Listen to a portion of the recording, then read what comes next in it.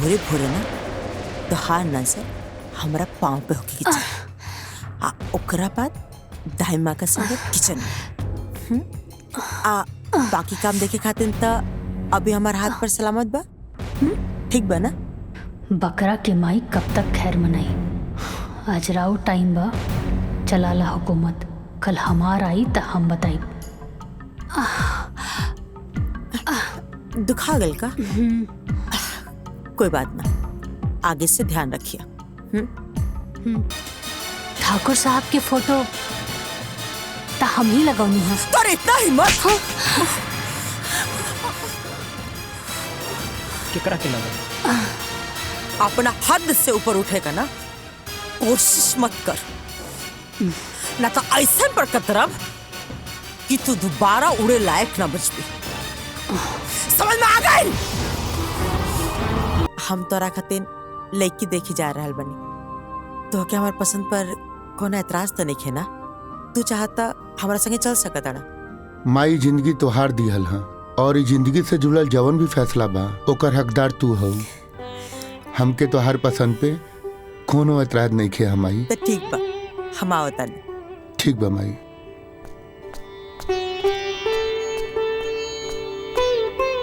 तनी बिटिया के बुला दे। बस आ ही रहल बिया बिटिया।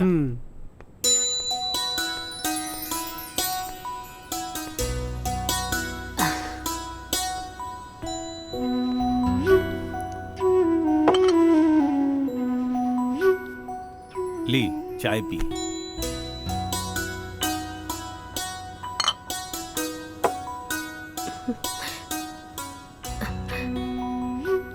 दीदी, ई लोग के पास कोनो पैसा वैसा नहीं के। 2 लाख के झारखंडी कार से आइल बाड़े लोग।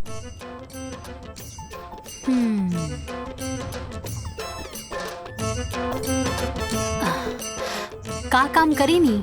हमार नाम शेखर है। नाम ना, काम का करेनी? हमर खुद के बिजनेस बा। अच्छा अच्छा। का बिजनेस बा? मसाला के। मसाला के बिजनेस बा। आप रउआ टर्नओवर कितना बा? टर्नओवर बाबूजी बता दो। ई का पूछा था? टर्नओवर कितना बा? हमरा के नहीं मालूम। उठ। ए बुढ़ऊ, कब रखा?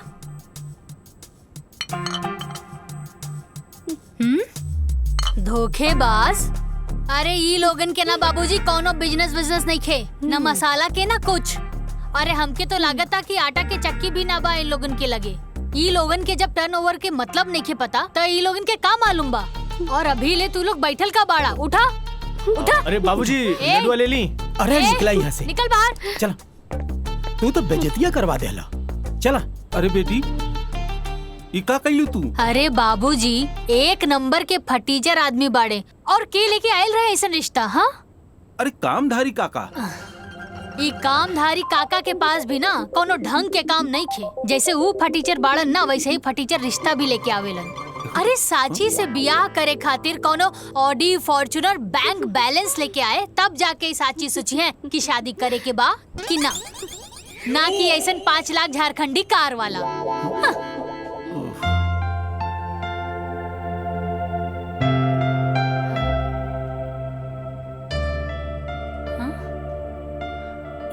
प्रणाम। नमस्ते।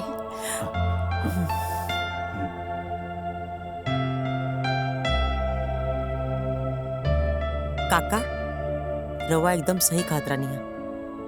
इतना एकदम हमार फोटोकॉपी पिया। हमें इतने रवा परेशान करत रानी ना, लेकिन देखिए आज का नहीं हमरा के है। हमके लेके पसंद है काका। बताओ बेटा, का चाहिए तो के?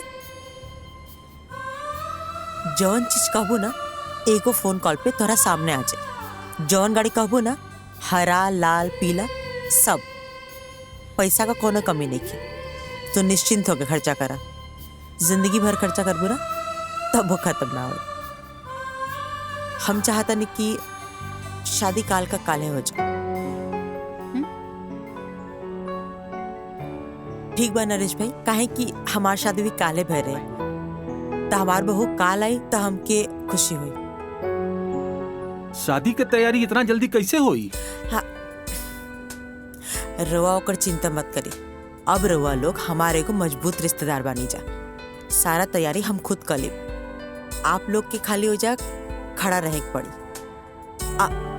लेकिन एगो शर्त बा। जी? शर्त का बा? ज्यादा कुछ ना, हम जैसे से कहब तो के खाली वैसे वैसे करत जाए के बा। आज जैसे से तू करत जेबू वैसे वैसे तहार तरक्की हो जाए। फिर जिंदगी भर बैठ के आराम से जीवन का मजा लिया।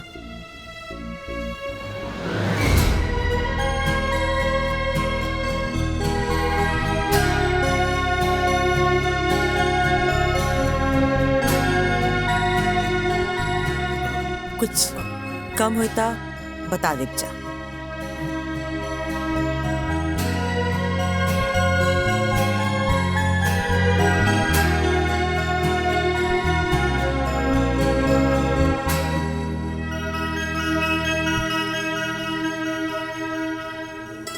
रख ला, आशीर्वाद है।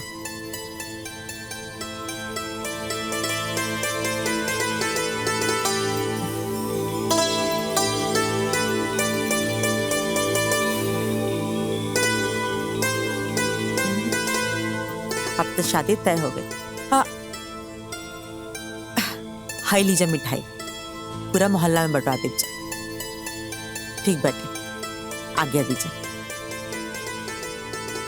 खुश रहा। चला।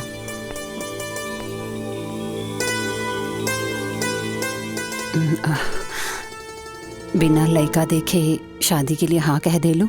छोड़ी ना माई, अब रिस्क ले लेनी तो ले लेनी। अरे बेटा, कल शादी हो जाएगा, घर बस जाएगा, ओकरा बाद देखल जाई कि कौन केकरा के इशारा पे नचावता। अरे बेटी, उ देवकी के हम जाने ली, वो बहुत लोभी, लालची और स्वार्थी औरत बिया। कौनो बात नहीं खेमाई।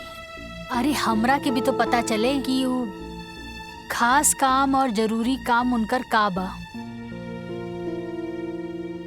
काहे परेशान बड़ा? नहीं नहीं, कुछ नहीं। माँ का फोन है। हाँ माई, प्रणाम। खुश रहो बेटा, बहुत खुश रहो। ई कहत रहने के पैसा मिल गया ना? हाँ माई, मिल गई। ठीक बा। अच्छा सुनेगा जरूरी बात, हम ना राम का ब्याह तय कर दिल बानी। का बात करत रहे? अब भैया तैयार हो गए शादी खातिर? हाँ, अब ब्याह काले बाटे तो क्या आवे के बाद जरूर से आज ही है। माई, बाकी एजा हमार दोस्त लोगन भी बारे। तो का हो गई, सबके ले लिया। अच्छा लगी, बाराती करी सब लोग। ठीक बा माई, ठीक बा, प्रणाम। हाँ चल, खुश रहो बेटा। का बोल रही है मम्मी? राम भैया के शादी तो फिक्स हो गई बा। अच्छा। हाँ। हमनी सब के चले के बा बारात में। पर पापा? या तो हर पापा तो ऐसे भी हमनी के शादी ना होके दी है। तो चला हमार दुनिया में।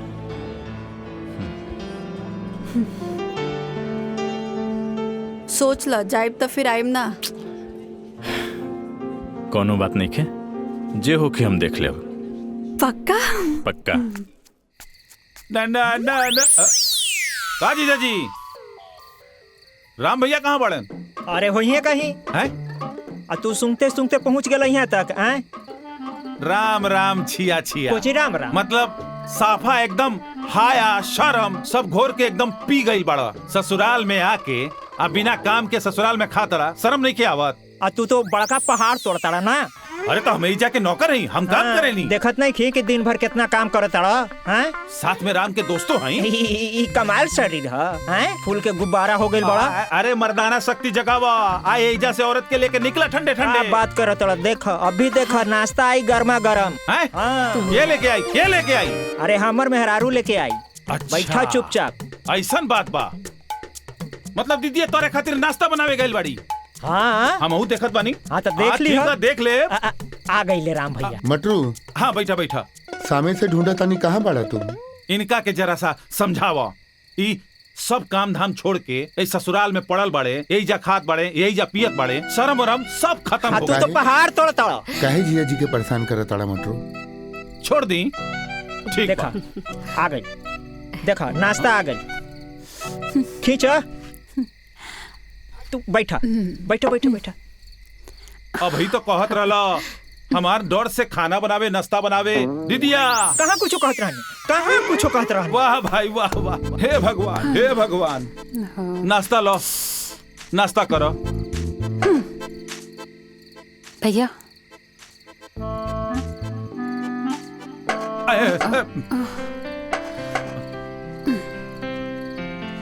प्रणाम। खुश रह।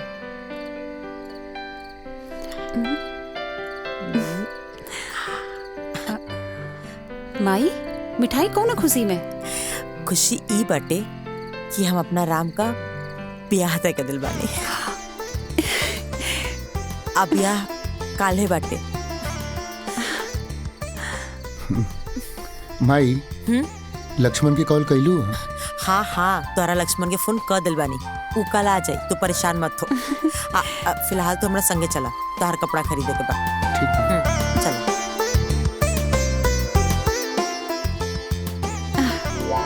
हाँ खाए में तो तेज बढ़ला बड़ा, लपेट ला। ए दीदिया, इनकरा के चुप करा रहे, बिना मतलब के न काम के न काज के। ज्यादा मत बोली, मिठाई खाई। ब्याह तय हो गई, हमरा के केहू कुछ बतैबे न कैली। कबो कबो तो संदेह होला कि हमहू ई घर के दमादे न हई, हैं कि कुछ और है। बतावा, अभी कुछ कामो न कैनी है, आ कल ब्याह बा, न कपड़ा सिलवनी आ न कुछ खरीदारी करनी।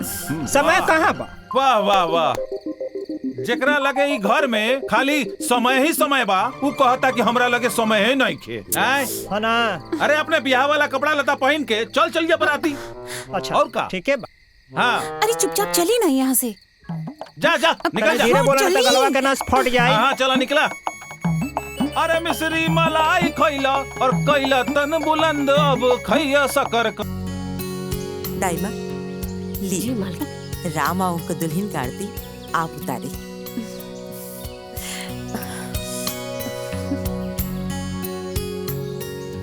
घर में नया बहू के आरती एगो नौकरानी करी का? ई नौकरानी ना, हमार दाई माँ बड़ी। दाई माँ मतलब नौकरानी ही होला ना? दाई माँ का करबो दुल्हन, राम इतना ना दाई माँ का के उनके प्यार करना कि अच्छा छोड़ा जाएगा, कौन बात नहीं। तू आवा, कलश की लात मार के भीतर आ जा।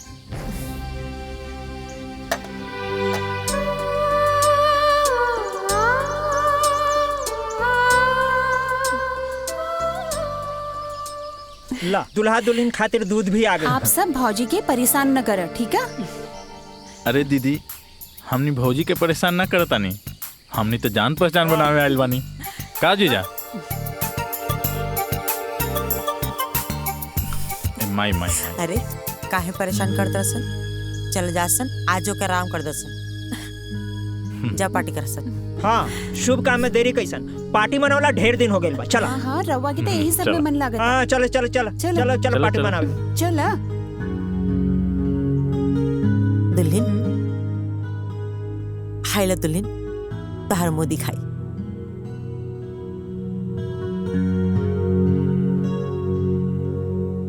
पूरा 5 लाख का है। आज से तो के कुछ भी जरूरत हुई हमके बता दिया, तोहर पूरा ख्याल हम रखब।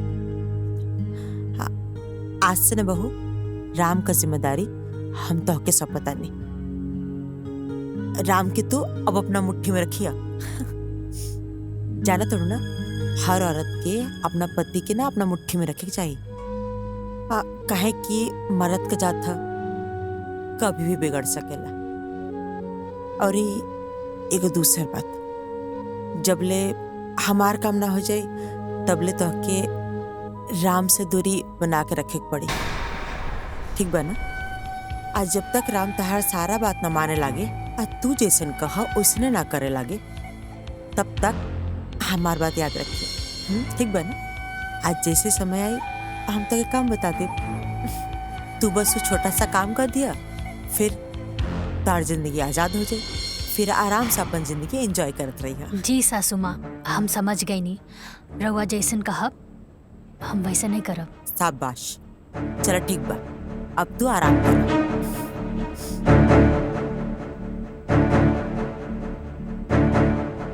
कैसन माई बिया जे अपन बेटा के ही अपन पतों से दूर रखे के बात कर दिया। बियाह त लोग घर खानदान बढ़ावे खातिर करे ना लोग। खैर हमरा के का करे के बा, जे हुक्म चलावे के बा चलावे दा।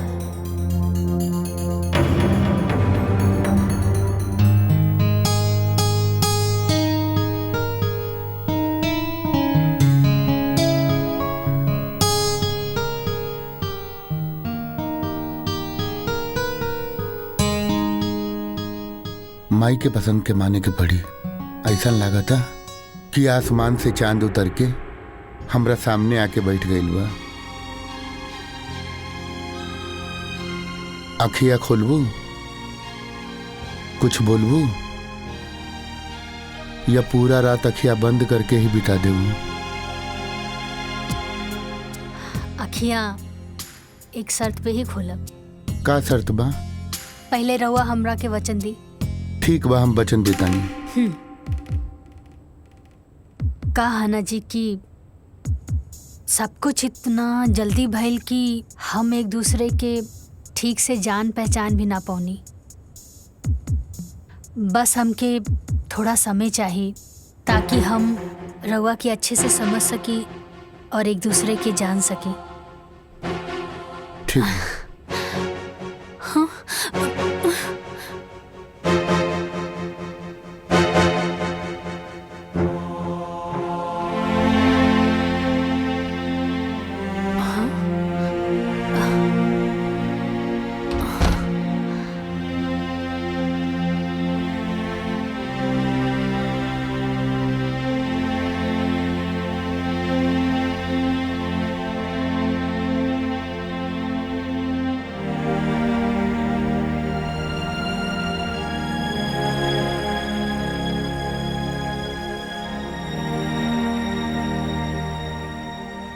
हमरा के माफ कर दिया। थैंक यू भगवान जी। रवा तो हमरा के सब कुछ दे देनी, बस कुछ दिन के बाद बा, ओकरा बाद हमने के एक हो जाई। हाँ।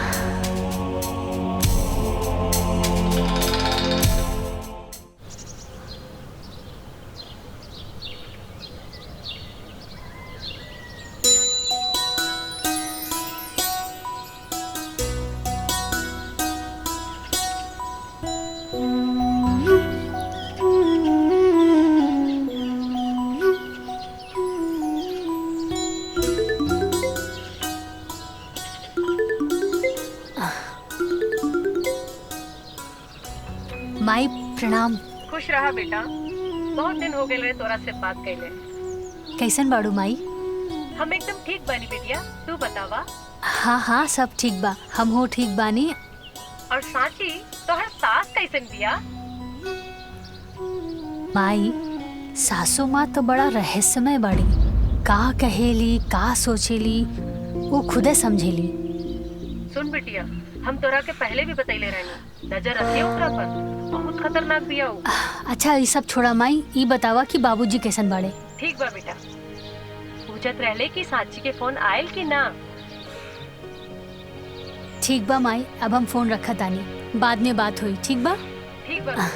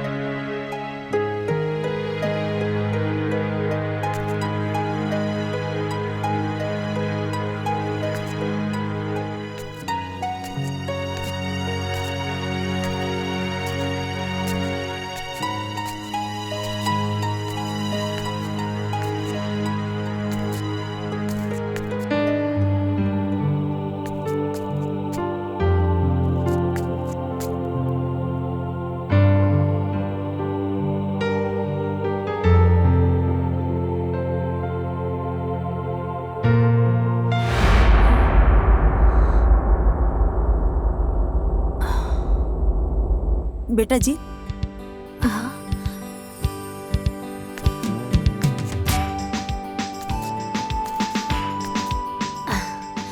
बोली ना सासू माँ।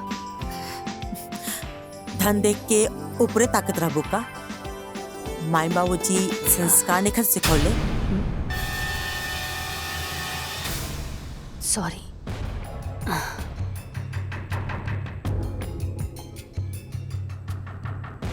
भोरे भोरे ना तोहार नजर हमरा पाँव पे होके के आ ओकरा बाद दाई माँ का संगे किचन में। आ बाकी काम देखे खातिर त अभी हमार हाथ पर सलामत बा। ठीक बा ना? बकरा के माई कब तक खैर मनाई। आज राव टाइम बा, चलाला हुकूमत। कल हमार आई त हम बताई। दुखा गल का? कोई बात ना, आगे से ध्यान रखिए। आगे से हमसे पूछे बिना उन्हें मत जिया। काहे सासू माँ, भूत प्रेत के वास बाकाओं में? जितना बोलल जाता ना उतने सुनल करा। ढेर दिमाग लगाव का जरूरत नहीं है। ठीक बना?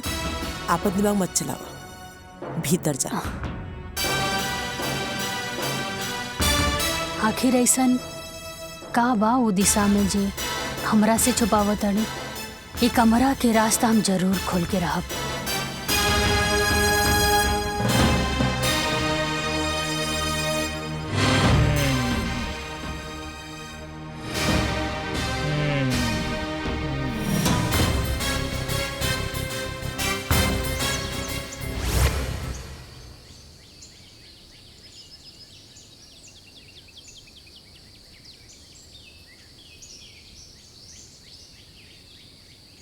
भौजी तनी एक मिनट। हाँ बोली ना पाहुन, का बात बा? बैठे अब बैठे बैठी ना रहुआ। तब कहीं भौजी का हाल चाल बा? हाँ पाहुन, सब कुछ ठीक बा। कैसन लागल घर दुआर और इमे रहे वाला लोग सब? हमरा छोड़ के बताएं। सब केहू अच्छा बा। घर द्वार भी बहुत अच्छा बा। हमरे जैसन खा गई नहीं ना धोखा। यही जाके लोगन के चेहरा गोर बा, बाकी दिल काला। हमरा दिल बिल्कुल साफ बा, गोर बा। रउआ सोचत हो खब कि काला कलोटा सुखड़ा आदमी के कि मंदाकिनी कैसे मिल गई, लंगूर के अंगूर कैसे भेटा गई? हाँ कैसे बैठा गई? मोहब्बत भौजी। हाँ मोहब्बत में आंधर हो गई रहनी है। वही मोहब्बत के चक्कर में ओकरा से बियाह कर बैठनी। ओकरा माई के चक्कर में ओकर माई के मीठी मीठी बात में मुहा के घर जमाई बने खातिर तैयार हो गई नी भौजी। हमरा का मालूम रहे कि घर जमाई के साथ साथ ये जेल खाना के भी मुंह देखे पड़ी। ये अच्छा खासा चलता फिरता आदमी जेल खाना में बंद हो गई। अभी जेल से कैसे मुक्ति मिली है भौजी, कुछ समझ में नहीं खे आवत। पाहुन रउआ चिंता मत करी, सब कुछ ठीक हो जाई। ए जी कहाँ बानी? अब का होल तहरा के? सुनी, रउआ देख ली, हम अपन काम निपटा के आवत आनी। ठीक बा भौजी।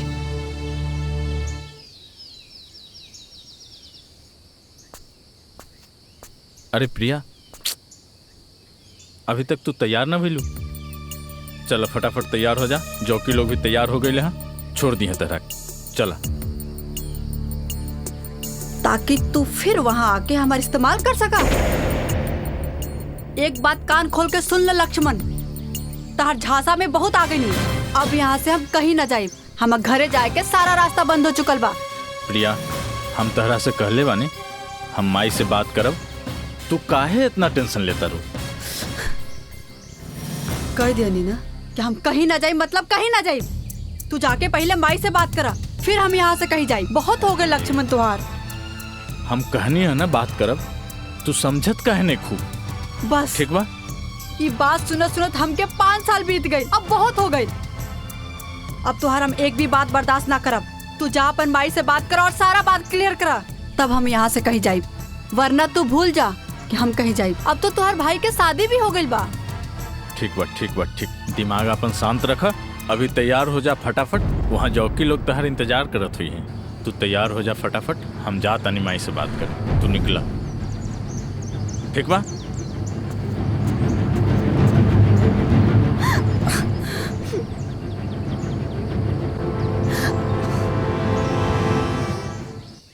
ई मटरुआ त दिन पर दिन लापरवाह भइल जाता। अभी ले खाना लेवे ना आइल। राम के खाई में देरी होता।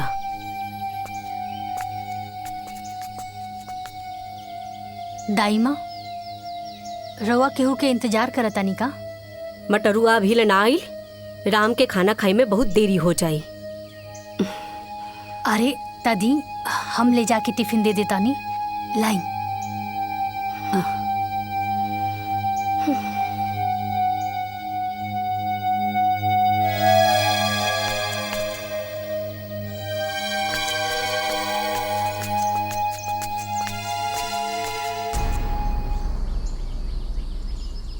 बेटा जी, पति पर प्यार उमड़े लागल बा का?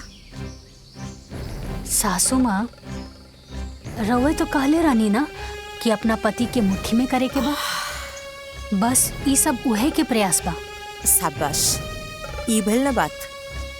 कहा तो का चाहिए? हमके तो बस राउर आज्ञा चाहिए।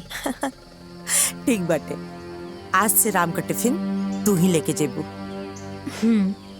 जल्दी जा, वो तो के गोदाम में भेटैया। अनाज जाए के समय होता ना। ठीक बा, और ये हमार बात याद रहे। जा। जी सासू जी।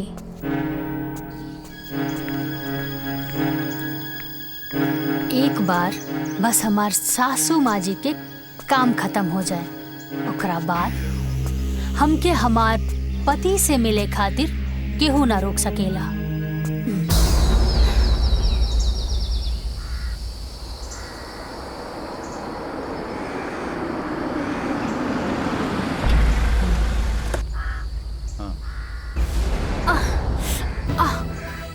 आराम से उठो, बिल्कुल आराम से। रुका। हम डॉक्टर के बुलावतानी। चलिए।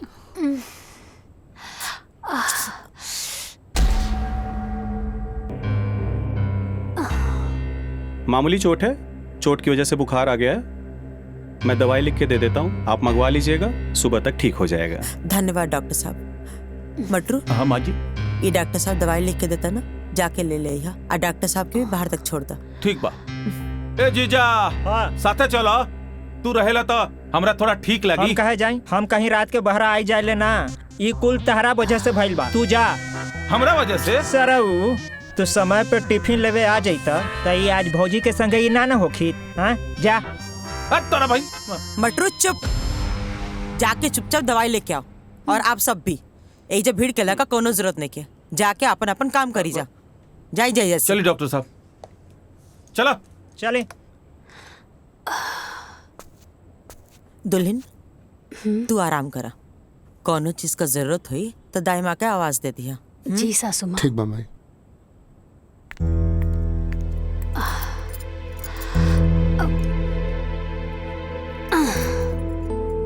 अरे रहे दी ना रहुआ, हमके कंबल दे दी।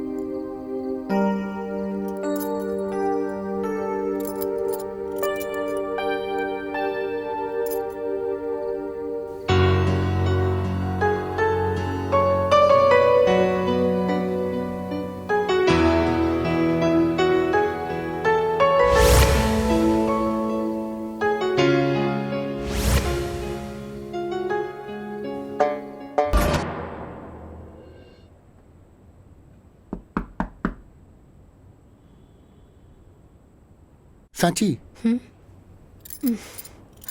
सोई दी ना। अरे उठा उठा के वो गेट पीट रहा बा। अरे बाप रे बाप दाई माँ, अरे ये जल्दी से हटाई, अगर देख लिए ना तो सब गड़बड़ हो जाई। हटाई हटाई जल्दी करी ना।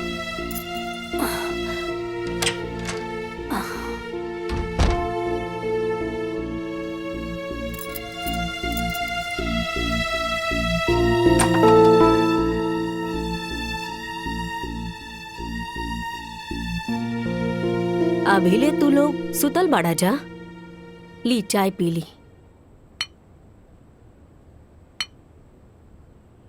दाई माँ, एक छोटी सी गलती की वजह से रउआ अभी ले हमरा से नाराज बानी। आपन बेटी समझ के हमरा के माफ कर दी ना। हम तो तोहके ओ दिने माफ कर देने रहनी हा, तोहसे भला काहे नाराज रहब। तू तो लक्ष्मी बाड़ू घर के। जल्दी से तैयार हो जा, काहे की मालकिन 2 दिन खातिर बाहर जाए वाली बाड़ी। अच्छा ठीक, बहुत काम बा, हम जाता नहीं। हाँ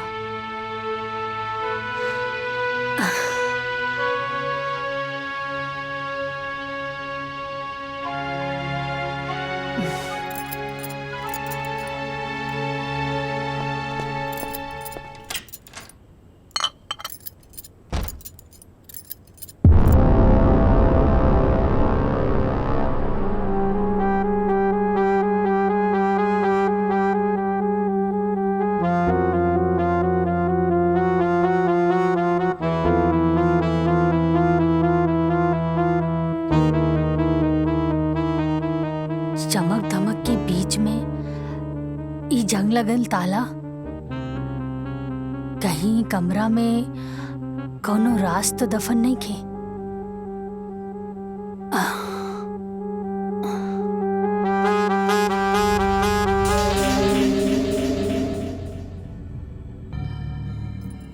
दुल्हीन, ये का करत हो तू? चला हिजा से। अरे दाई माँ, हम तो ये घर के बहू बानी। ना ना चला चला। अरे दाई माँ सुनी, वो कुछ ना कही। हाँ, और हमरा के तो बस इतना जाने के बा कि आखिरी कमरा में ऐसन का बा जेकर के हो की जरूरत नहीं खे। कोई कुछ ना बोली, हमरा के देखे दी।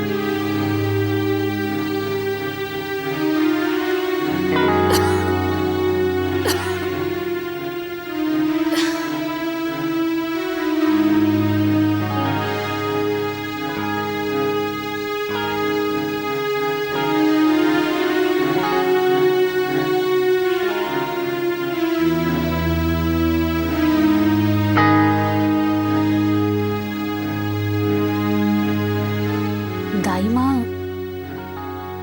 ई के बा? ई मालिक के तस्वीर बा दुल्हीन।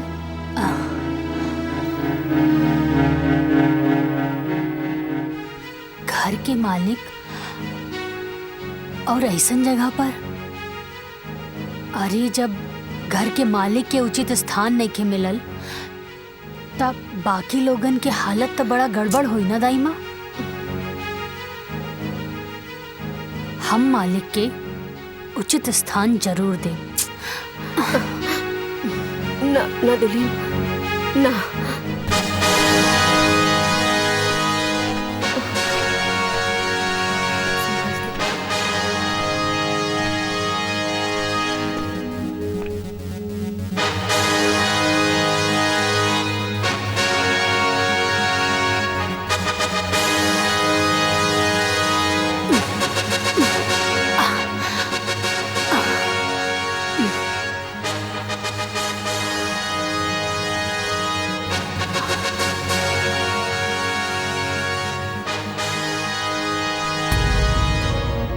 दाई माँ अब देख ला, घर के मालिक के उनका उचित स्थान मिल गई। एक काम करी, ये पेंटिंग के हटवा दी यहाँ से, ठीक है? ठीक बा दुल्हन।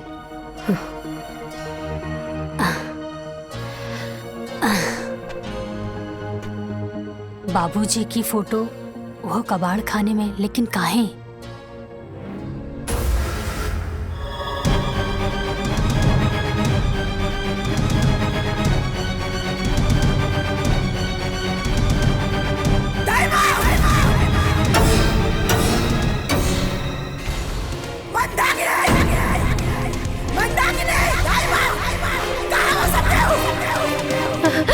हाँ मलकिन, कहाँ भाई माई? मंदाकिनी, ये फोटो आई जा क्या टांगला सा? हाँ? अरे बाप, क्या टांगला सा ये फोटो आई जा? पता ना भाई। हाँ?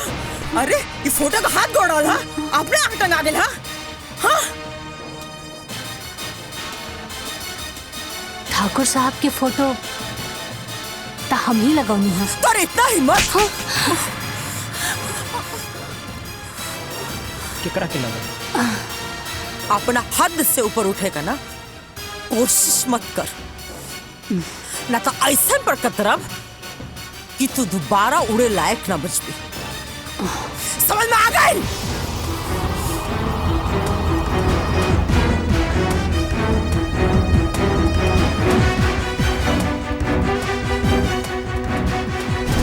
का भइल माई?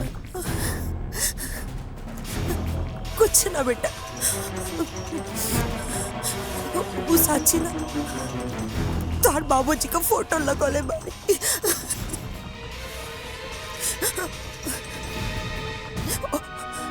वही खातिर शाबाशी देत रहनी है।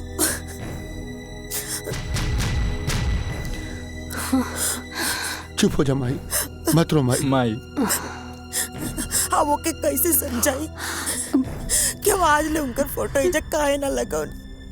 अरे हमके तो यकीन ना होला क्यों नहीं कौन। मत रो माई। बाकी कौन बात ना, अगर दुल्हन फोटो लगाइए दिले बाड़ी तो ये दुल्हन ओ पाएगो मालो टांग दो। ए माई, माई चुप हो जा माई। अब जब बाबूजी के प्यार हमनी के किस्मत में लिखले नहीं खे, तो कोई भी कुछ का कर सकेला माई। लक्ष्मण बिल्कुल सही कहता रे माई, मत रो माई। माई चुप हो जा माई। देखी ना, फोटो में लागत अड़े कि अभी बोल पड़ी हैं। कितना आस रहे हमरो इनका से मिले के, लेकिन देखी आज मिलबो कहीं तो फोटो पर माला लटकल बा। चुप हो जाई माई। माई बाबूजी हमनी के छोड़ के ना गईले, हमनी के बीच में बाड़े। एगो फोटो खातिर इतना गुस्सा। ससुर जी की फोटो देखकर सासू माँ तो एकदम आग बबूला हो गई। अपना पति से इतना नफरत काहे? कुछ तो बात जरूर बा। आखिर सासू माँ के हमरा से ऐसन कौन जरूरी काम हा? कहीं एकर मतलब ई त ना कि हमरा के हमार पति से ना मिले देवे के हिस्सा भी यह प्लान के बा? ना त एगो सास अपन बेटा के अपन बहू से मिले खातिर काहे रोकी? हाँ।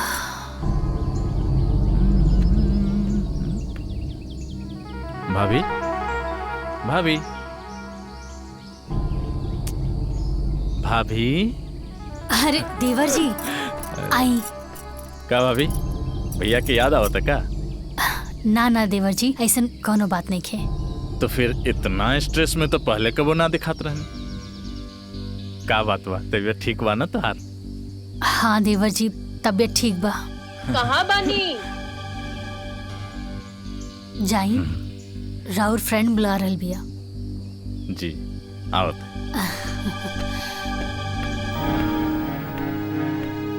हाँ, आखिर केकरा से पूछी जे हमरा के सच बतावे। दाइमा, हाँ दुल्हन। एक कप चाय मिली का? हाँ हाँ, अभी हम लेके आवतानी। हम गार्डन में बानी, ओहिजा लेके आ जाइए। ठीक बा, हम ओही जे लेके आ जाई।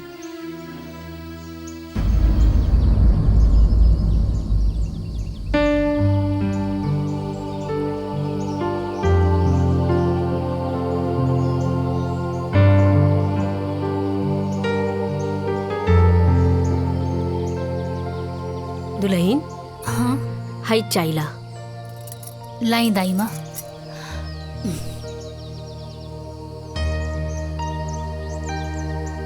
दाइमा, का दुल्हन?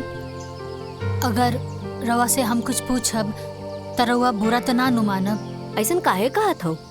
पूछा। दाइमा, रवा ई हवेली में कितने साल से काम करत बाड़ू? जब से राम के जन्म भई तब से ये हवेली में हम बानी। हाँ। अच्छा दाइमा, एक बात बताई, ये ससुर जी की फोटो देख के सासू माँ इतना गुस्सा में काहे आ गई? एकरो जिम्मेवार हम ही बानी दुल्हन। छोड़ा ना, जायदा उनकर तो आदते बा बोले के। अरे दाइमा सुनीता, एक तरफ बहू भी बोलतानी और दूसरी तरफ बात भी छुपा रहल बानी। और हुआ जिम्मेदार कैसन मानी? का बताई दुल्हन, राम जब 5 साल के रहने तबे मालकिन के स्वर्गवास हो गई और मालकिन की याद में ठाकुर साहब दिन रात नशा में ही रहे लगने। तब ठाकुर साहब से हम ही जीत गईनी कि हमर गांव में एगो हमर सहेली बा, ओकरा से बियाह कर ली। और ठाकुर साहब भी बात खातिर तैयार भी हो गईलन। और एक दिन देवकी, एक बात हम था कि यूं क्लियर कर देता नहीं कि हमरा से कबो संतान के तू उम्मीद मत रखिया। काहे के हमनी लगे एक संतान बा जेकरा पर तहार पूरा अधिकार रही, ताकि कबो भी हम संतान का कमी ना होके दे। ताकि हमरा बात से कोनो एतराज तो नहीं है? ठीक बा।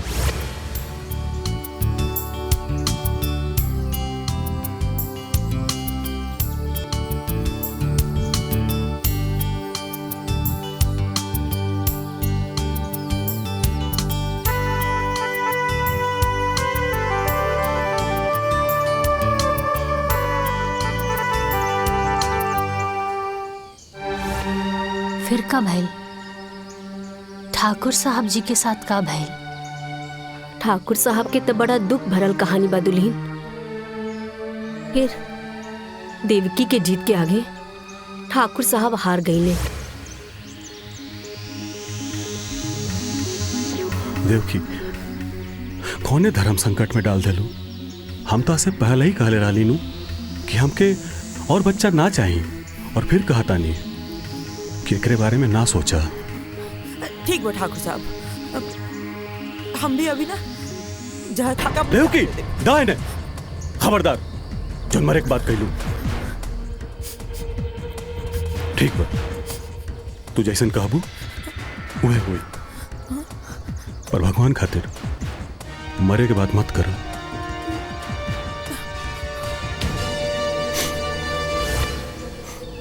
और कुछ महीना बाद देवकी अपना कोख से 2 बच्चन के जन्म दिहली, एगो लइका और एगो लइकी। अपना बच्चा के मुंह के देख राम के प्रति रवैया बदल गई। ठाकुर साहब भी देख के बहुत दुखी भइले और हमरा से एक ही बात कहले कि गीता, हम ई बियाह कइके बहुत बड़ा गलती कर देनी, लेकिन कोनो बात ना बा, हम ई गलती के अपना जीते जी सुधारब। और एक दिन वकील के बुला लेने।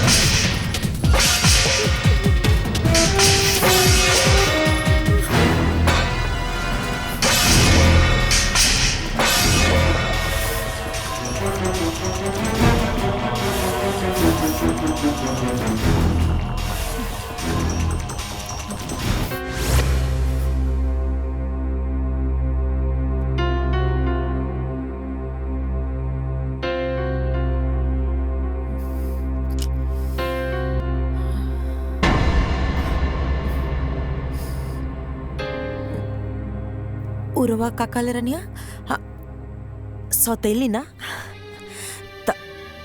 तब जब रवा हमके सौतेली कहिए देले बानी त अब हम रवा के बताई कि सौतेली का होले। तो रवा के का लागल कि रवा वसीयत बदल के जंग जीत लेनी। अरे जंग ता अब शुरू भइला। रवा आज से अभी से हमरा खातिर मर गई।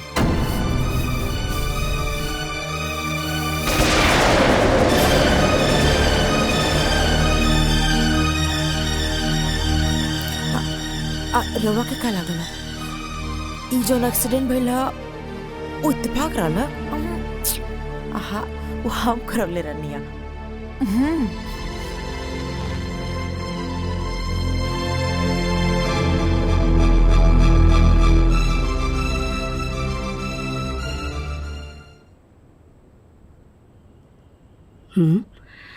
अरे मालिक कहाँ गइलन?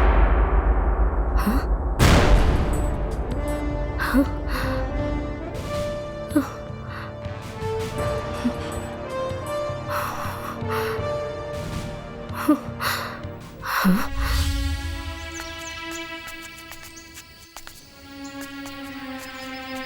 ओकरा बाद ठाकुर साहब कहाँ गईले?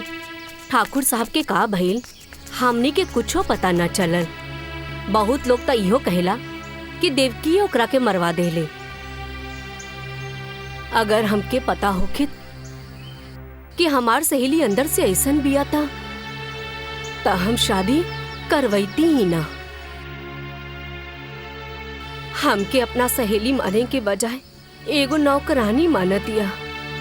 ई सबके तो जिम्मेदार हम ही हई। रउआ से कौनो गलती ना भइल बा। रउआ तो बस आपन फर्ज निभानी है। का दाई माँ तोरा लगे कुछ काम नहीं खेका?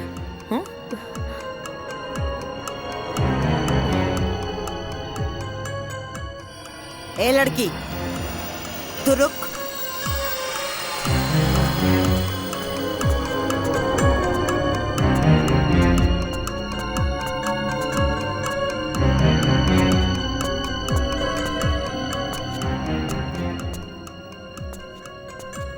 बेटा जी ऐसन कौन विशेष मीटिंग चलत रहा कि सुबह से साझ हो गई? सासू माँ आज तक हम रउआ से कबो कुछ पूछनी है का? आपका हवा पानी बदले खातिर भी हमके राउर इजाजत लेवे के पड़ी। एगो फोटो टांग के हमके उल्टा जवाब देके हमरा खिलाफ जाके तू साबित का कल चाहत रो? तो हर दू कौड़ी का औकात हम चुटकी में बर्बाद कर दे। जहाँ से आइल बड़ू ना ओइजे उठा के फेंक दे। सासू माँ हम इतना मूर्ख नहीं थे। हम ही घर में बियाह करके आइल बानी और रहल बात औकात के ता आज भी ई घर में हमार औकात राउर औकात से ना बहुत ज्यादा बा। काहे कि ई पूरा घर के मालिक हमार पति बाड़े।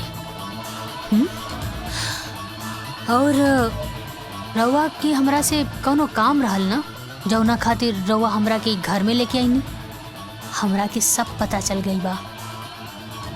रउआ के हमार सिग्नेचर चाहत रहे ना और हमार पति के अंगूठा।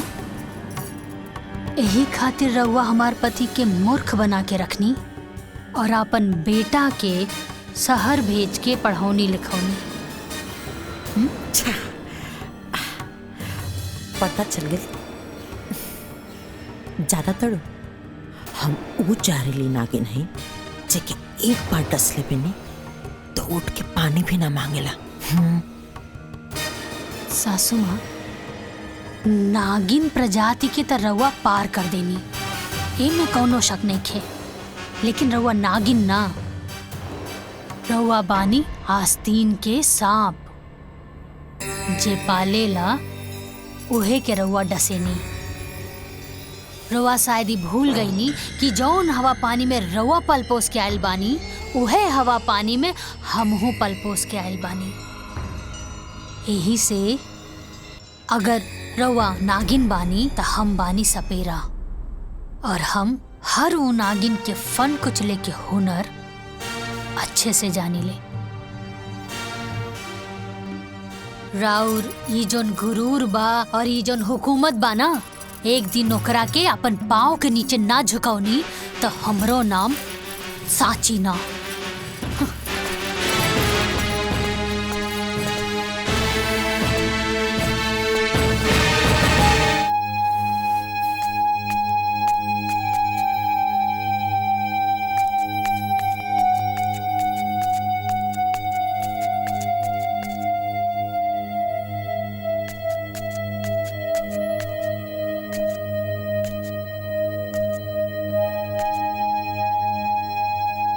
भौजी सुनी ना, 1 मिनट सुनी ना।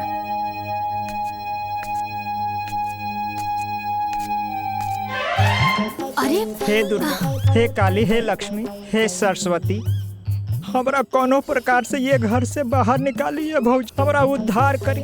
अरे बाहुनी, ई रउआ का कर रहल बानी? हाँ उठी, अरे पहले उठी। उठ गई नहीं, हम रउआ के बात मान गई नहीं, बाकी रउओ के हमारे वो बात माने के हुई। बीए पास, पढ़ल लिखल है, अपन पैर पर खड़ा होखल चाहता नहीं, बिजनेस करल चाहत बानी, लेकिन वो हमार सास हमार राह में कुंडली मार के बैठल बाड़ी। भौजी कुछ उपाय करी। देखी हम रउआ के हिम्मत के देखले बानी, वो शेर बिया तो रउआ सवा शेर है। कोनो प्रकार से हमरा ये घर से बाहर निकाली है भौजी। You are iron lady. भौजी की जय। अच्छा सुनी पाहुन, हम जल्दी रउआ खातिर कुछ करब, लेकिन अभी हमरा के जाए दी, कुछ जरूरी काम बा, समझी? जी जी जी ठीक बा ना? जी भौजी, जाइन जाइन, लेकिन जल्दी ये कोशिश करब ये भौजी। लेकिन का भइल? बात नहीं करे के हमके। अरे लेकिन कुछ बताइबू कि का एक भइल? बार कहा तेने की बात नहीं करे के, तो नहीं करे के। तो के एक ही बात बार बार बताए पड़ी, समझ में नहीं क्या हम का कहते नहीं। जा तू यहाँ से। अरे का हमार बात सुना, काहे इतना गुस्सा कर? लक्ष्मण, घर में अला कितना दिन हो गए, तू का के लेके आयल हमरा के कि भैया के शादी होते ही तू माई से बात कर लेबा। अब तो भैया के शादी भी इतना दिन हो गई, तू का चाहता रहा तोहर घर में हम दोस्त बन के रही? तहर जब मन करला तू मस्ती करे आ जाला। अरे इतनी बात माई से बात करला हमारे शादी के लिए, और तो के माई से बात करे में इतना काहे डर लगा था? तू ना बात कर सकेला तो बोला हम बात करी माँ जी से। तू हमार बात सुना, तू इतना हड़बड़ात काहे बारू? सही वक्त आते ही हम माई से बात करब। बहुत हो गल तोहार, ये बात सुनो सुनो हमके 5 साल बीत गई। अब तू जा यहाँ से, हम कहने के बात करके तू जा यहाँ से। सुना, अरे वाह, ये तो कमाल हो गई। देवर बाबू शहर से डिग्री ना बीवी लेके आयल बाड़े, और ये खबर से घर वाले बेखबर बा। हरी तो ब्रेकिंग न्यूज मिल गई साची। आई सासू माँ, बता बतानी। मलकिन, नाश्ता में इतना देर? हाँ, लेके आ बतानी। यहाँ कोई नाटक मत करिए, ओके? पीछे लड़ियाल चला ताड़ू। यही जे बैठी ना, यही जे बैठी।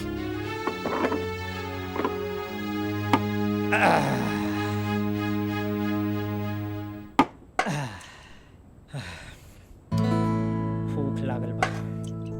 हटी। प्रणाम माई।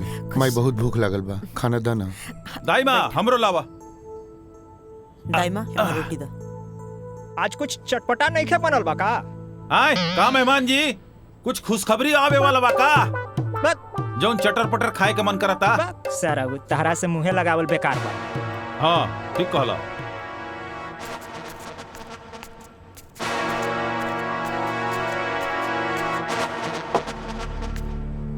दाई माँ हमरो दा भूख लगल बा। हाँ ठीक बा।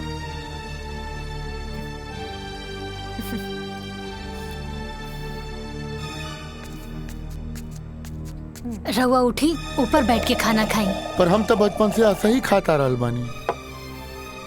अरे 10 साल पहले तो शादीशुदा भी ना रहनी ना। माई के राज में रहुआ नीचे बैठ के खाना खावत रहनी है, अब बीवी के राज में रहुआ ऊपर बैठ के खाना खाई। आई ठीक बात, जा जा।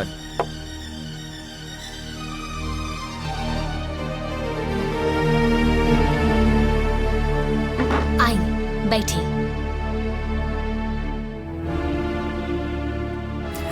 हाँ राम, एजे बैठ के खा लो। अब तू घरवाली जी वाला हो गल बाड़ा, अब हमार बात का कौन डाली? ना माई, ऐसन बात नहीं है। अगर तू कह तो फिर हम वही जगह जाके बैठ जाए। ना ना बेटा, कोनो बात ना, आज से तो एजे बैठ के खा। माई एगो रोटी दाना। हाँ हाँ। ये पूरा घर के मालिक हमार पति बाड़े। ए लीजी रोटी।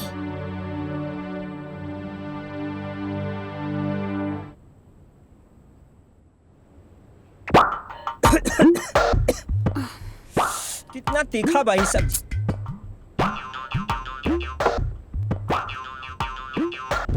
इतना भी तीखा नहीं के मेहमान कि घोटाओ ना, खाई चुपचाप।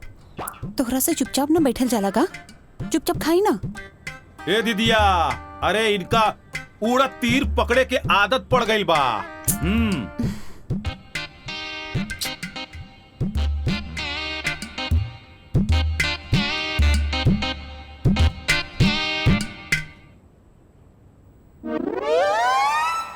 देवर जी,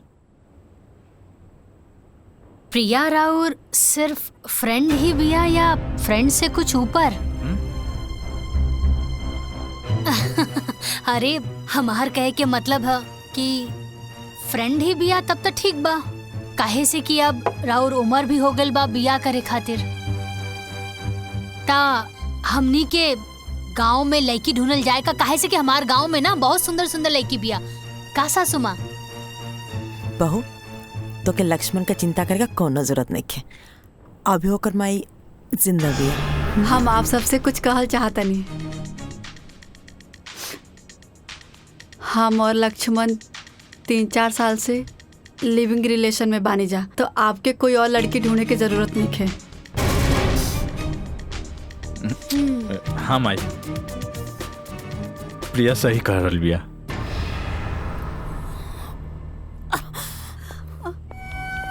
माई माई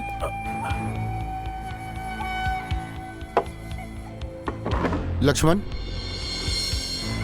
लक्ष्मण, जा जाके माई से तू माफी मांगा। भैया तू हो चला ना। ना हम न जाए, तू जाके माफी मांगा। ठीक।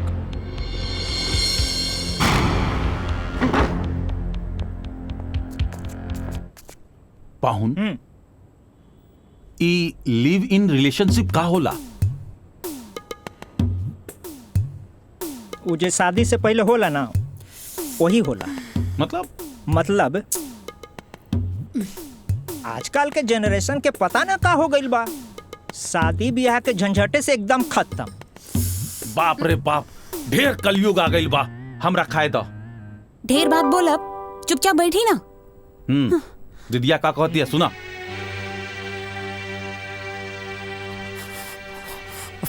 पानी सर से ऊपर जाए लागल बटे, अब जल्दी कुछ ना कुछ करेगा पड़ी।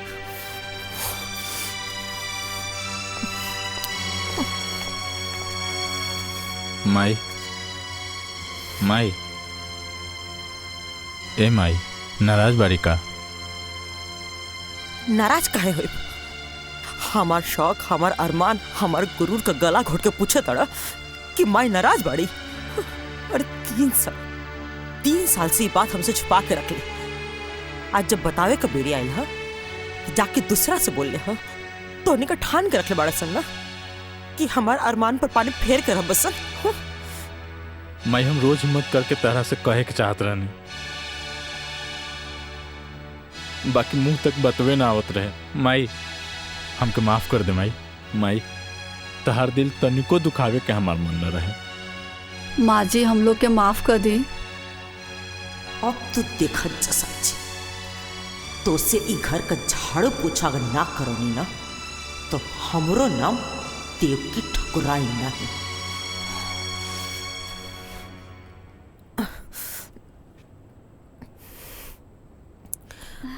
प्रिया तो हमके शुरू से पसंद रही बुद्धू।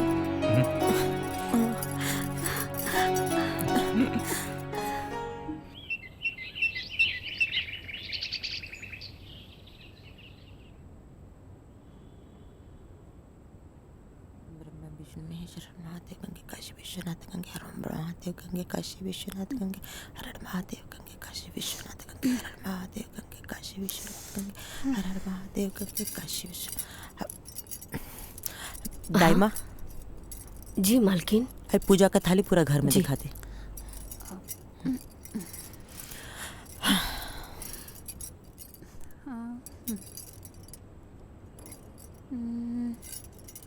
प्रिया बहू।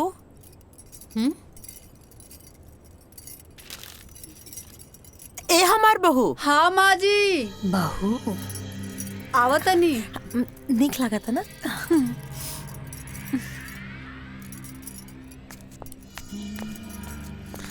प्रिया पे बहुत अच्छा लगी। झांक लेता नहीं।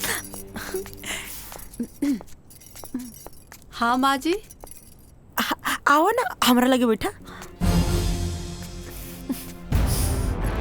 हमार चांदनी है बहू।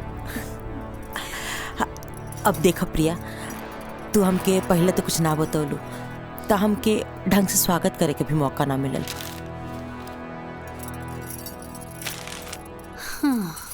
ना तो हम इतना धूमधाम से तोहर स्वागत करती ना कि जमाना का खुलल का खुलले रह जाए। बाकी कौन बात ना, अभी भी देर नहीं के भइल।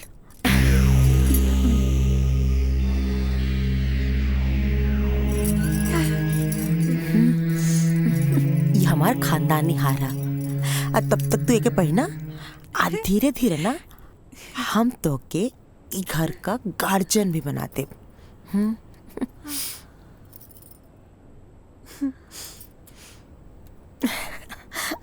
प्रणाम भाई। खुश रख। लक्ष्मण। हाँ माई। प्रिया का मम्मी पापा जी के ना संदेशा भेज दो कि हम हम लोग से रिश्ता का बात कर चाहते नहीं। माई हम तरह से बोले के भूल गई नहीं। प्रिया के माए बाबूजी हमेशा खातिर छोड़ के चल गई ने।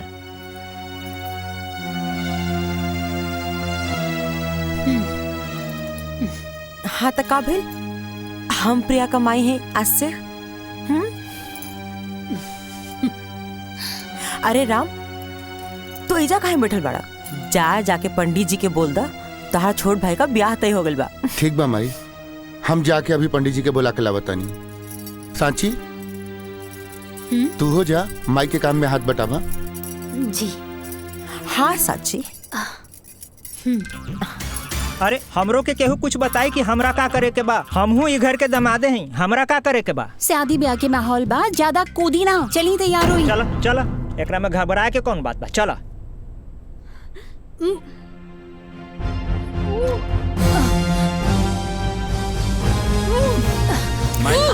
माई असली भाभी। अरे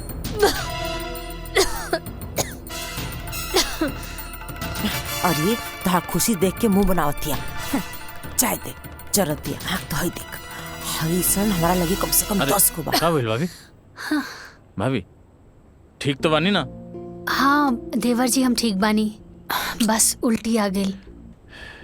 भाभी डॉक्टर बुलाई का? अरे ना देवर जी हम ठीक बानी। और रउआ एजा का करत बानी? राउर तो शादी के बाद चला था ना, जाई तैयारी करी। भाभी हम ठीक बानी, रवा जाई। ठीक ठीक बा।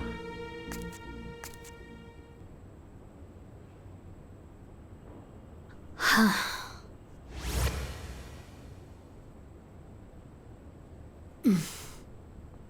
सांची हम का भइल, तोहार तबीयत ठीक बा ना?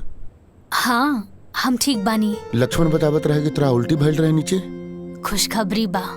हम तोहार तबीयत के बात करत तानी और तू खुशखबरी के बात करत तानी। रउआ पापा बने वाला बानी का? साचो? हाँ। कबले हम पापा बन जाए? हम जाके माँ के बता क्या बता? अरे बैठी था। अरे अभी बहुत टाइम बा। और सासू माँ के हम समय देख के बता दे, काहे से अभी घर में शादी ब्याह के माहौल बना। बधाई हो पापा जी।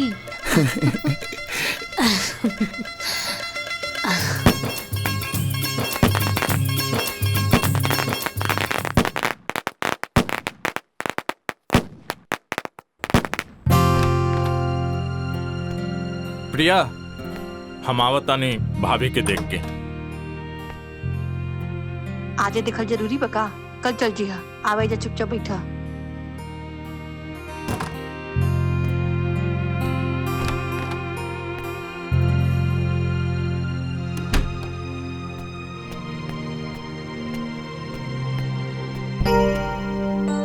का भइल भाभी? ठीक तो बानी न रहुआ? तबीयत ज्यादा खराब हो गई बा लगता। भाभी कहीं तो हम डंडार हेल्थ में कॉल करके डॉक्टर से अपॉइंटमेंट ले ली।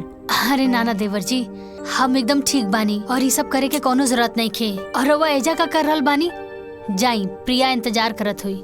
अरे ना भाभी, पहले हमरा खातिर रहुआ लोगिन बानी, ओकर बाद प्रिया। हा लक्ष्मण, तू टेंशन मत ला, हम बानी नु। तू जा, प्रिया तहार इंतजार करत हुई। अब देखिए, जा जा जा, रउआ सब लोगिन ठीक बोला बा। तानी, बाकी मन न करता यहाँ से जाए के। जाई देवर जी, इंतजार करत हुई। ठीक बा।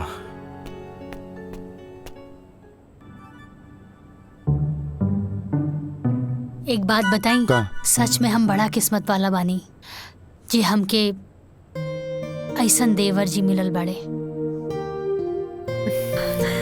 हाय तोहार मुंह दिखाई। बहुत अच्छा बा, बहुत यूनिक बा। लक्ष्मण कहाँ बा प्रिया? उ गइल बड़े साची भाभी के देखे, बीमार बड़ी। हमार तो अपने लेकर पराया हो गई बा। हमार लड़का मतलब? प्रिया, ओ राम हमार अपन बेटा ना हा। अरे उ सौतेला ह, सौतेला। हम बहुत कोशिश करें कि लक्ष्मण ओकरा से दूर रहो, लेकिन वो तो भैया भैया करके एकदम भगत बन गइल बा।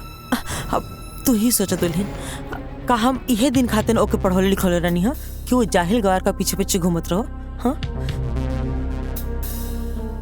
बाकी प्रिया, अब हम ये चाहता नहीं ना कि तू लक्ष्मण के अपना मुट्ठी में रखा।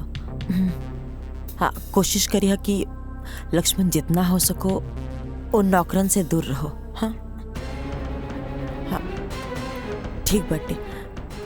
तो अपन ध्यान रखिए, ठीक बा? आराम करा।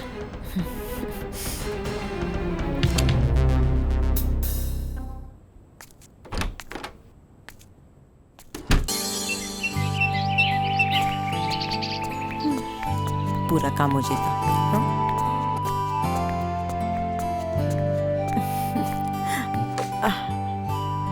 प्रणाम माई। तू भी बैठ जा बेटा।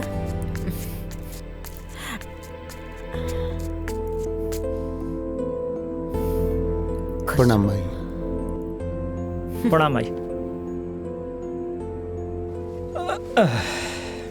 दामाद जी सुबह से दिखत ना रनिया, कहीं व्यस्त रनिया का? थोड़ा काम रहे, इनकरे साथे तो रहनी। जीजा जी हमरे साथे रहले हम आई। काम सही चलता ना? हम आई ठीक चलता।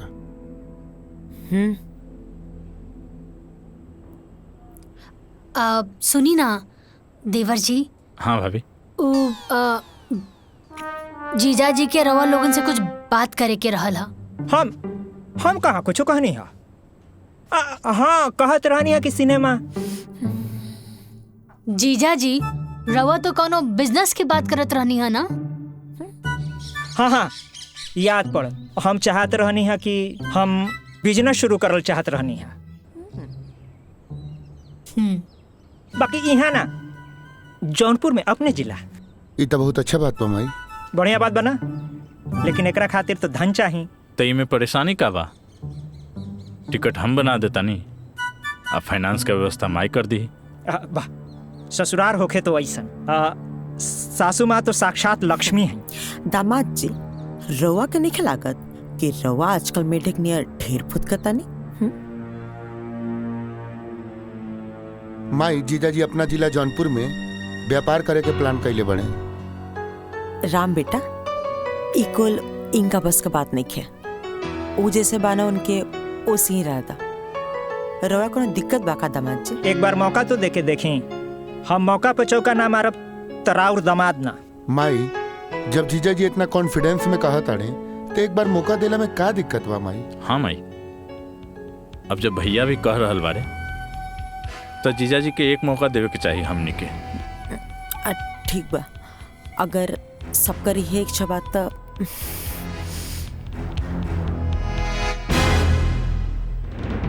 जिया जी हमरा टिकट बना देता नहीं। ला खाली हम अकेले थोड़े जाई। अब बिजनेस बा तो नया नया बिजनेस शुरू करब तो हिसाब बखरा खातिर कोई तो चाहे न। साथ में मंदाकिनी जी हैं तो काम आसान हो जाए। अरे हाँ जीजा जी तो एकदम ठीक तक कह रहल बाड़े।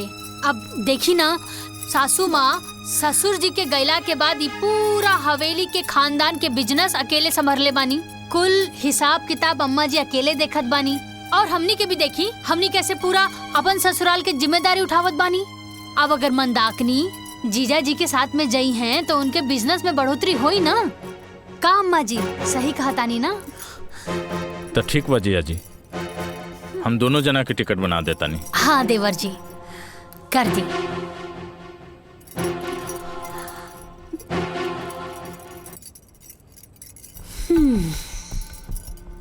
ली जीजा जी, टिकट तो बन गई।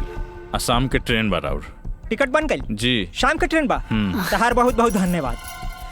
ठीक बात है। चलो चल जल्दी चलो, सामान पैक करे को हुई। चलो चलो चलो।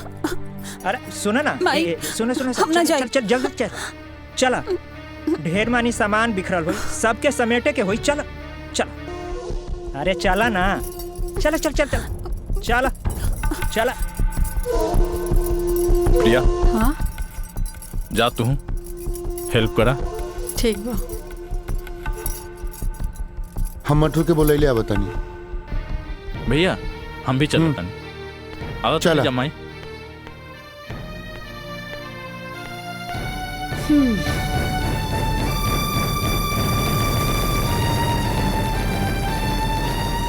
तो के कर खामियाजा भुगते पड़े लड़की।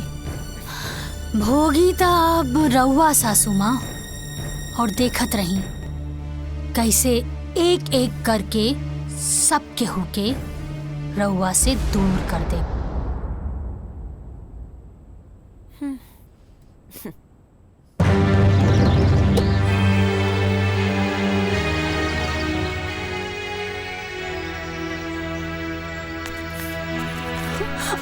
अरे चला चला गाड़ी छूट जाए। चला चलो बैठो बैठो बैठो। प्रणाम। चलो माई चला तनी। ठीक बात है चला तनी।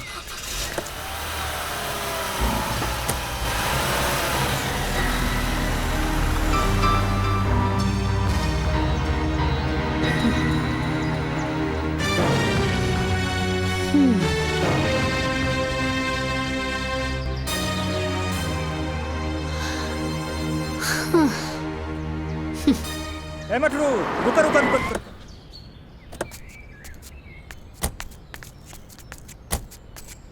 ए जीजा जी का भाई झाड़ा लग गई का?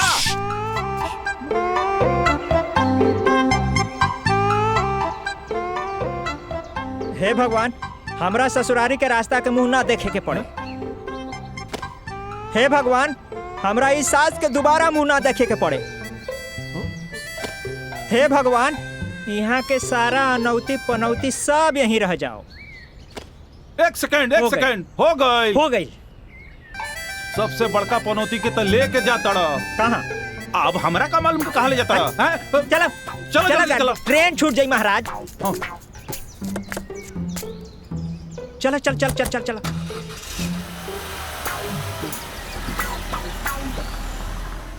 दाई माँ, ये फोटो देख के लागता कि इनकरा के कहीं ना कहीं हम देखले बानी, लेकिन कहाँ देखले बानी याद नहीं के आवत। देखले तो बानी कहीं ना कहीं। याद करके बतावा दुल्हन, कहाँ देख लू?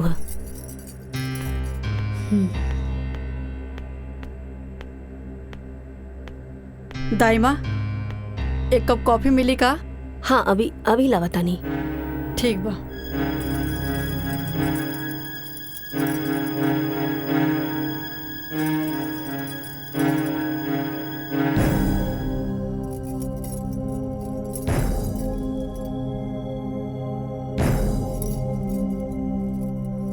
दाई माँ, हाँ कॉफी बनावे में कितना टाइम लगा था? बस हो गई, अब ये लागता नहीं। पता न कहाँ से सब उठ के आ जाला।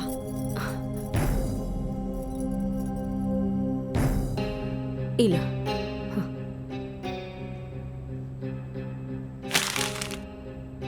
इतना टाइम लागेला कॉफी बनावे में? यू बास्टर्ड जाहिल गवार, तनको सेंस नहीं के का? दुल्हन ओ गलती से गिर गई। प्रिया, तमीज नहीं का कि अपने से बड़ से कैसन बात कल जाला? अरे कम से कम दाई माँ की उम्र के तो लिहाज रखा। लिहाज आप करी, काहे कि आपके नौकरानी और मालिक के बीच के फर्क नहीं के पता। अरे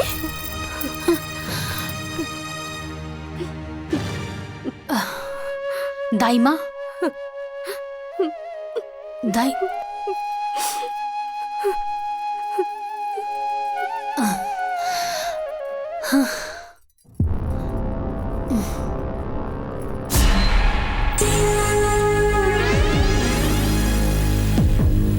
अच्छा,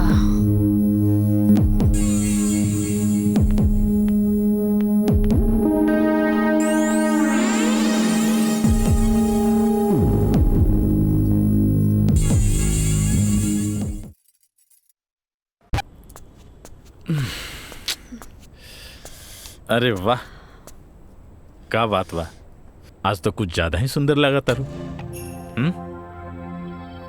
का भइल?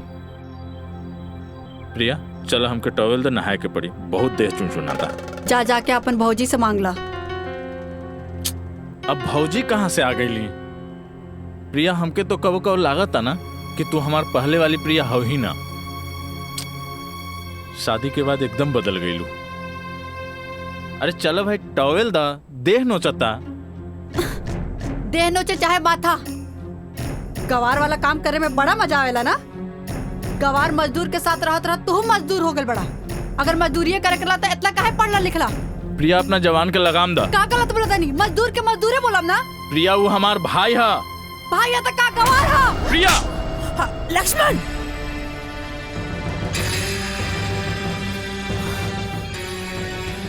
तोर हिम्मत कैसे भइला हमार बहू पर हाथ उठावे के? मायू हमार राम भैया के कहतिया कि गंवार हा। और का गलत कहलस है? अरे पढ़ल लिखल पड़े तो मालिक का काम करू। माई लेकिन वो तो भैया के शोभा देता ना। तो ठीक बा, जिंदगी भर ओकर नौकरी करू, हाँ ओही का संपत्ति पर गुलाम बन के जी। माई तू का कहता रू? हम सही कर रहे। अरे तोर बाबूजी मरे से पहले अपन सारा संपत्ति वो राम का नाम पे कके चल गए ना। अब अगर ओकर मर्जी हुई तो ओमा से होता के 2 टुकड़ा दे, बाकी अब तक वो संभव नहीं है। काहे कि ओकर आपन वारिस आवाला बाटे। आपका जब मेहरारू भी है ना, उन ओमा से 2 कौड़ी भी तो के ना दी। अरे बेटा, हम तोर माई है, जौन कहता नहीं तोर भलाई खातिर कहता नहीं, तू समझ। माई हमके कुछ समझ नहीं के आवत। माई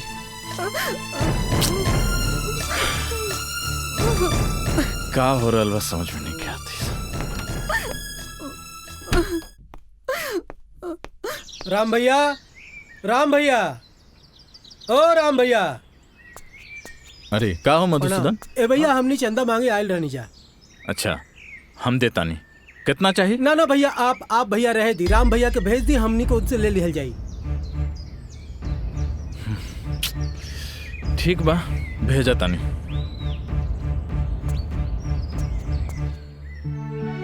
देखा राम भैया आ गए। भैया का भइल मधुसूदन? भैया हमने मंदिर में पूजा अर्चना खातिर चंदा मांगे आयल बानी।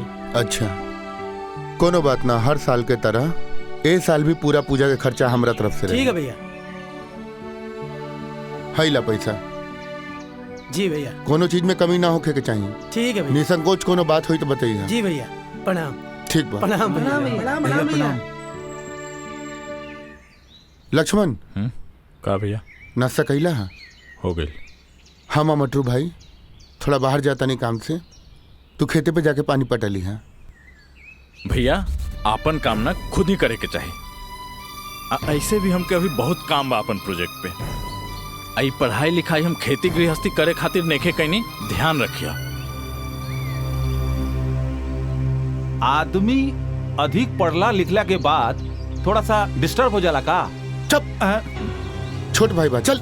हाँ चला।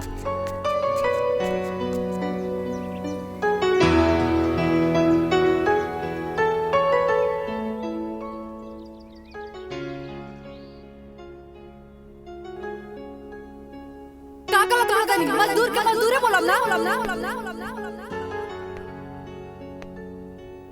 जिंदगी भर की ओकर नौकरी कर, हाँ ओही का संपत्ति पर गुलाम बन के हम सही अरे तोर बाप मरे से पहले अपन सारा संपत्ति वो राम का नाम पे करके चल गया। अब अगर ओकर मर्जी हो तो उमा से के तू टुकड़ा दे और खाली फोने में बात करता रहा बका मैं मिले के मन ना करेला। तार भैया का जन्मदिन भी आवे वाला बाटे, हो सके तो समय निकाल के आ जाइए। अगर मजदूरी करे कला तो इतना काहे पढ़ना लिखला।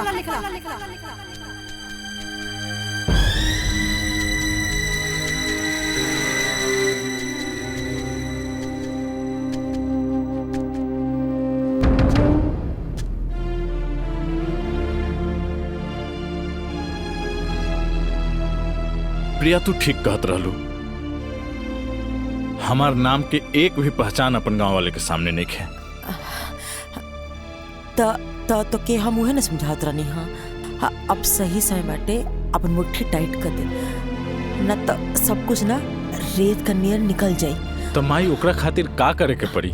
विशेष कुछ ना करे के पड़ी, खाली वसीयत का पेपर पे राम से अंगूठा लगा के पड़ी, वो लड़की से साइन करा के पड़ी। बस पूरा दौलत संपत्ति के सब कुछ के तो इकलौता वारिस हो जाए। ई काम हम आज का आज ही कर दे। राम के तो हम जैसे बोलो उससे कली, बाकी टेढ़ा खेर बिया लेकी। बाकी जो भी हो आज तो फैसला हो के रही।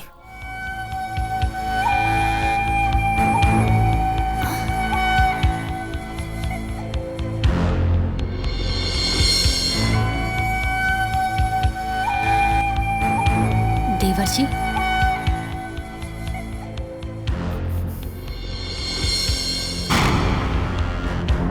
सासू माँ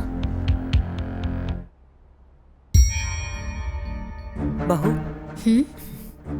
सवेरे मंदिर गिरलू साज का दिया बाती कर तड़ू। बहुत शुभ घड़ी बाटे, तनी हमार छोट काम कर दो। हाई पेपर साइन कर दो। सासू माँ कौना चीज के पेपर बाई? तो के याद बा तो से कले रहनी, तो से को छोट काम रही, जब सही समय आए तो बता दे। उहे ला वसीयत का पेपर साइन कर दो।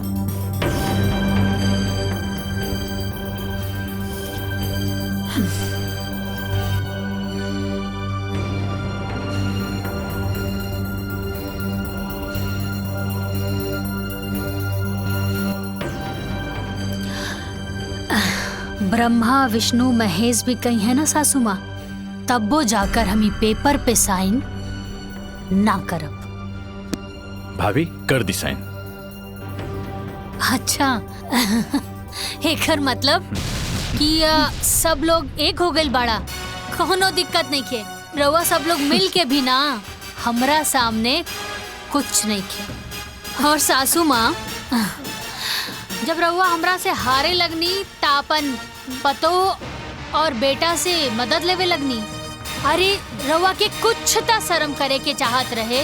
हाँ इतना प्यारा देवर जी के मन में भी रउआ जहर घोल के रख देनी। अरे छी बार भाभी अगर एक शब्द भी और हमार माई के खिलाफ निकलल तो हमरा से बुरा कोई न होई।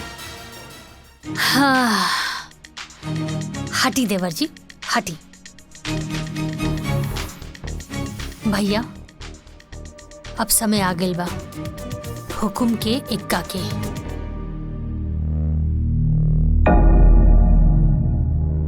सासू माँ तू डाल डाल त हम पात पात।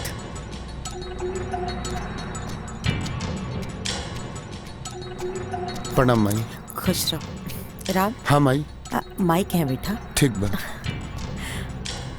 कैसन रहा दिन? सब अच्छा रहे माई। बिजली ना रहे तो सिंचाई ना हो पाएगा। कल हम करवा दे। कोनो बात ना। राम जी माई। से कुछ मांगब तो अपने माइक की देबा। माई सब तो तोरे बा, का चाही तारा के? आज तक तू हमरा से कुछो नहीं के मंगलू। कुछ चाही नहीं, बस ये पेपर पर तारा अंगूठा चाहिए।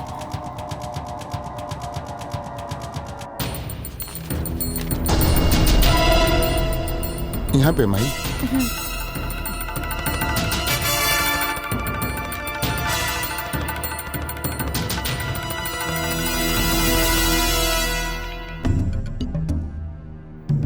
बस बस कहा था ने बेटा कि अगर साची के बोल के भी साइन करवा दे तो अच्छा रे। ठीक बा माई, हम करवा देता नहीं। साची, साची जी यहाँ आवा। आवता नहीं।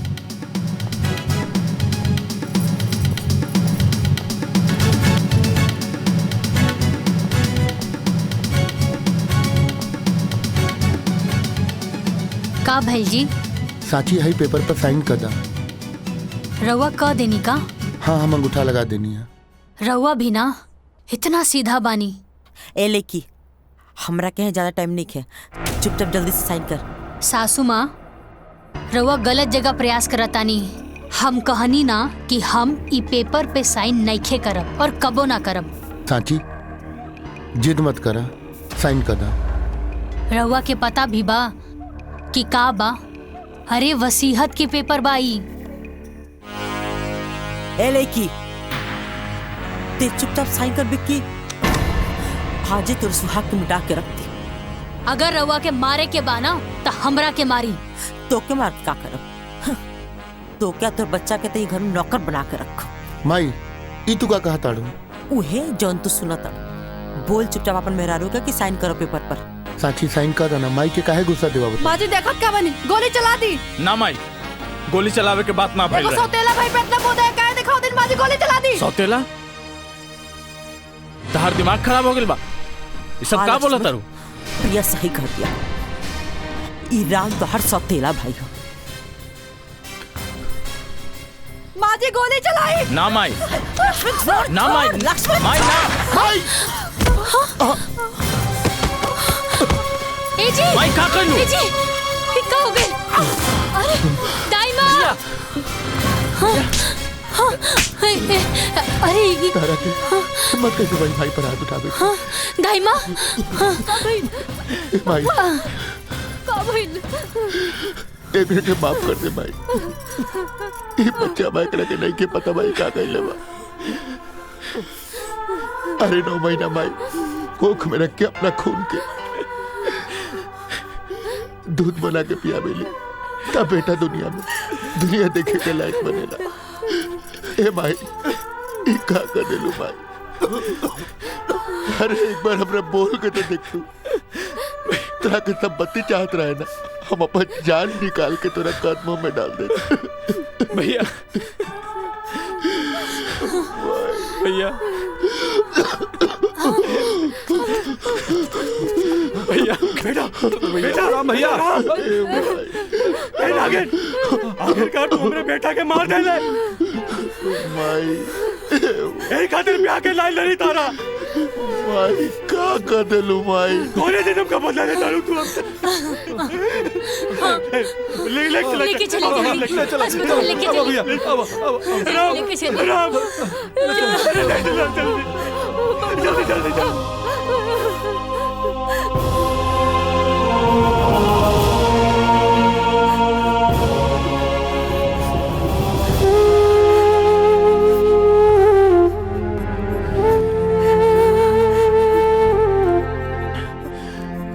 इतना बड़ा झूठ।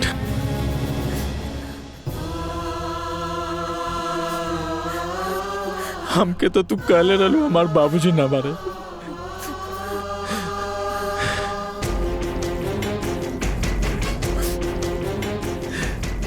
बाकी काहे माई,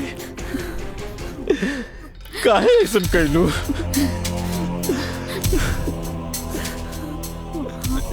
ना ना चाहिए हमके धन संपत्ति, घर दुआर।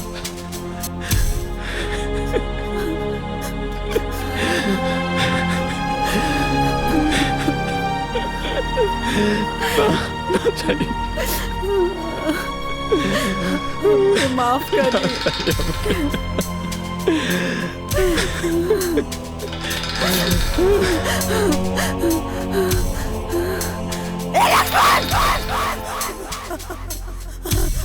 लक्ष्मण!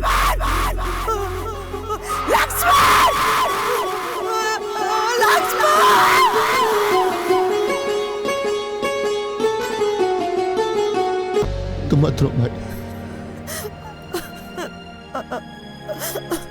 अरे तोरा हमरा से थोड़ा भी नफरत ना होला? हर कोनो बात से कबो हम बुरा मन लिया माई। मत रो माई, मत रो माई। तू माफी मत मांग माई। अगर हमरा से कोनो गलती भइल बा तो हमरा के माफ कर। हम ठीक बानी माई। माई मत रो ना माई, मत रो।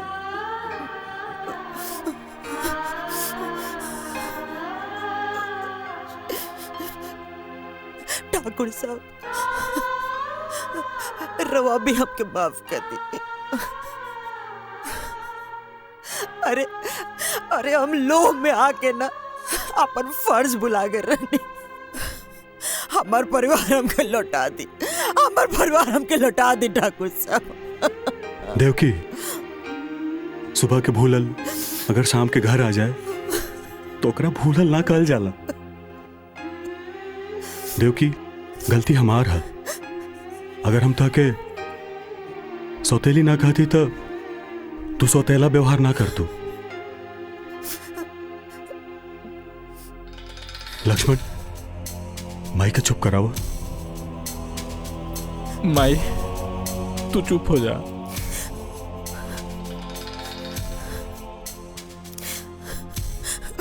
बहू, हम सबसे बड़ तो हार गुनाहगार बनी। अरे तू तो हमारा घर का लक्ष्मी रहलू, लेकिन हम तोरा संगे कितना गलत कही, कितना गलत।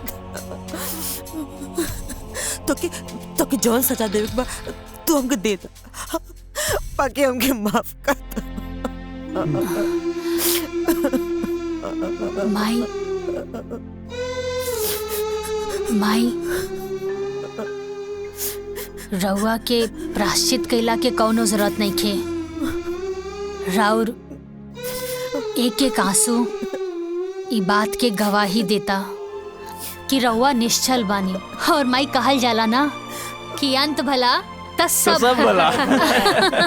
और सासू माँ, अब सॉरी माई, अब कौनो शर्त वर्त तो नहीं खे ना?